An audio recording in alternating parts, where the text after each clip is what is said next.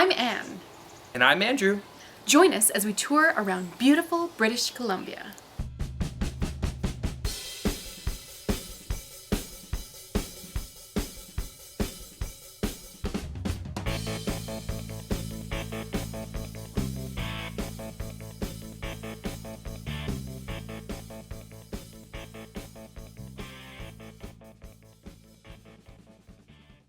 We start our trip from Surrey, British Columbia, a suburb of Vancouver. Our plan is to see as much of BC as we can, so we've decided to drive to Osoyoos, a popular summer destination for tourists, locals, and fruit pickers.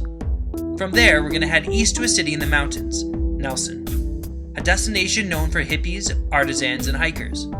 After we climb Mount Pulpit, we're going to head back to Osoyoos before heading up north to a small town called 100 Mile House. We'll spend a few days there before heading southwest to the infamous Whistler. Finally, we'll end our trip touring around Vancouver City. We're en route to Anne's summer home in Osoyoos, and weather conditions have been quite poor. We've had a lot of rain, lots of lightning. There's not much vegetation on the cliff faces here because it's a much drier climate. It's an old mining town up there.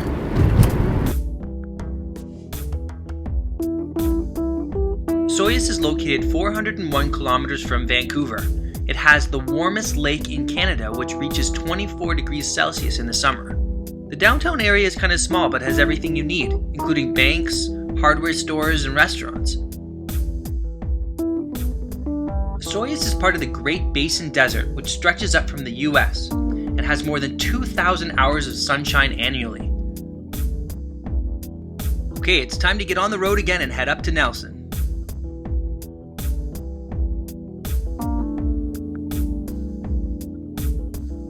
Anne's uncle has a hobby farm up in the mountains.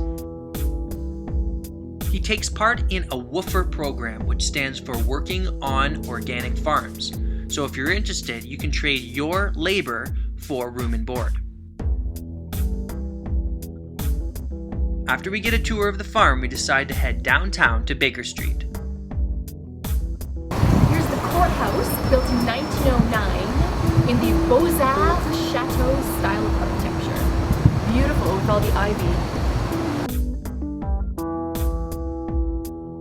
Nelson is part of the West Kootenays area. It's got some beautifully restored buildings, some fun restaurants, and lots of funky stores.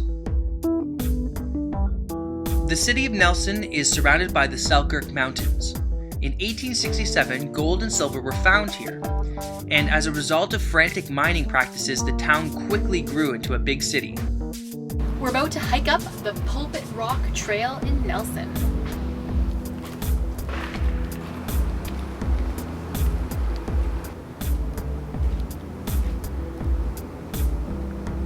So we made it to the top of Pulpit Rock Trail.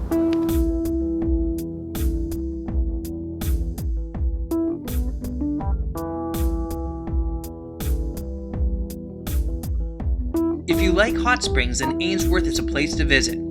It's located about 45 minutes outside of Nelson and has 3 different pools, one area where you can actually walk into the caves. We hit the road again, heading up to 100 Mile House.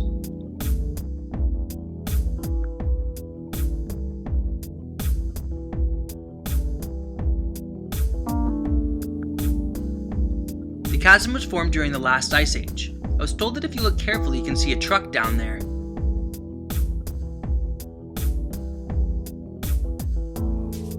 Okay, so we saw the Lone Butte and 100 Mile House, and now we're heading down towards Whistler. We're somewhere between Cache Creek and Lillooet en route to Whistler, and we're just outside of what we think is the Fraser Canyon down here. Pretty awesome view.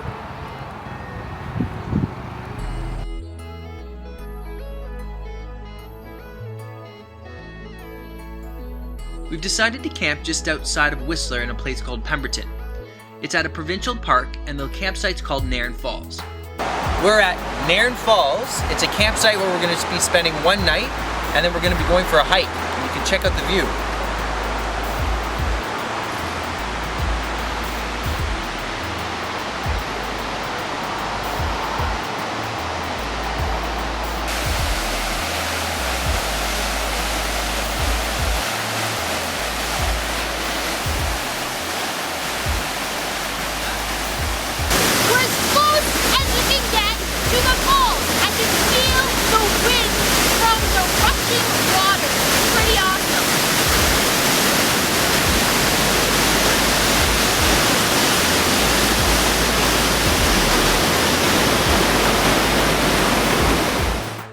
winter, Whistler is known to attract skiers and snowboarders, but during the summer it changes to mountain bikers and adventure seekers.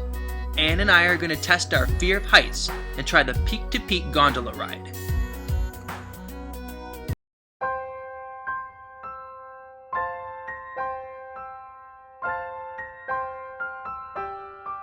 It sure is beautiful up here.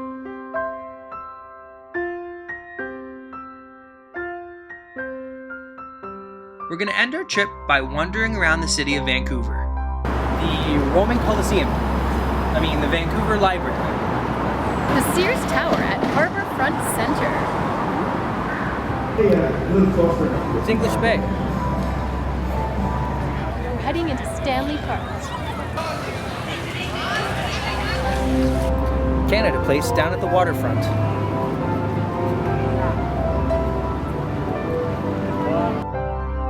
Thanks for watching, and please remember to subscribe to watch our next adventures.